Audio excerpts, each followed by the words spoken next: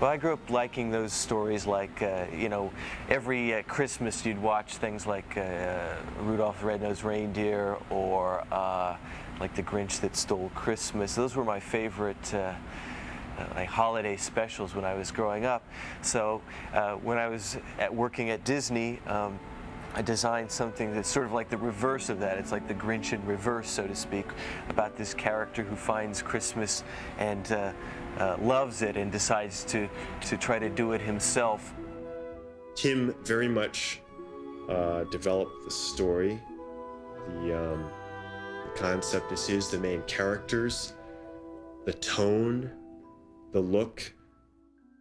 When Tim Burton went back to Disney a couple of years ago and said, "You have a project of mine that I'm still interested in doing." And they dug out not only his treatment, they dug out a lot of his artwork. If you look on the walls, you'll find as much of Tim's original artwork as you will the stuff that we've now done in terms of designing sets. So it's his artwork from that long ago is really the kickoff point for the design of the movie. Tim Burton and director Henry Selick assembled 13 of the most brilliant animators, along with over 100 specially trained camera operators, puppet makers, set builders, and prop makers. Over a 3-year period, they filled 19 sound stages with Nightmare's 230 sets and hundreds of individual puppet characters. So we had to create a company to do this. We moved into this building, I think, in July of '91, and we had to be in production by October 1st. In the first place, I was chosen for the job because I'm from the same planet, if not the same neighborhood as Tim. He's somebody that's just got a lot of talent and passion, and he knows a lot of people. There's a very small group of people that do this kind of work and do it well. I really feel very lucky that we've got a group of people that are very good at this.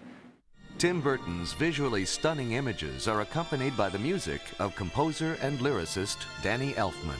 Basically, we didn't really have a script, and there was the storyline that Tim had from years earlier. We didn't start out going, it should be this or that. It sort of grew from the images and the story and took on a life of its own. We were running out of time, and I just said, well, I'll just start writing some of the songs based on what we talked about. And I started, and he'd come over and he'd listen to it, and then I'd say, let's just talk about the next section of the movie. And we'd talk about it and tell me, oh, and he does this and that. And I said, great, great. And as soon as he left, I'd immediately go and start writing that next song that got us through the next period.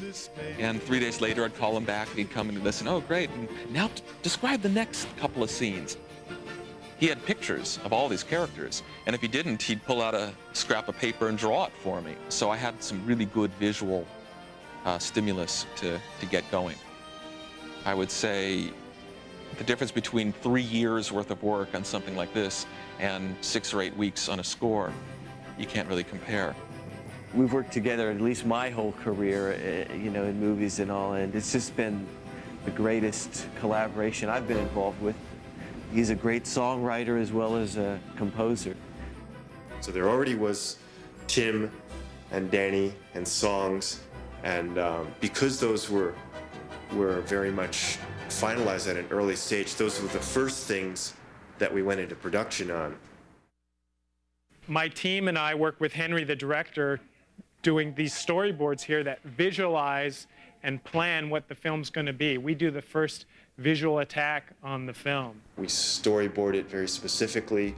We cut those storyboards, which are drawings of every scene, sometimes many drawings for a specific scene, in continuity, with music, with voice, with sound.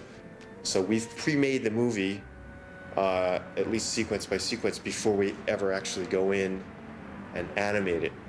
We're shooting at 24 frames a second, which means that we have to pose the character 24 times for each second of actual completed film. Working with storyboards, changes and refinements to the story and action can be made before the complicated and time-consuming process of animation is begun.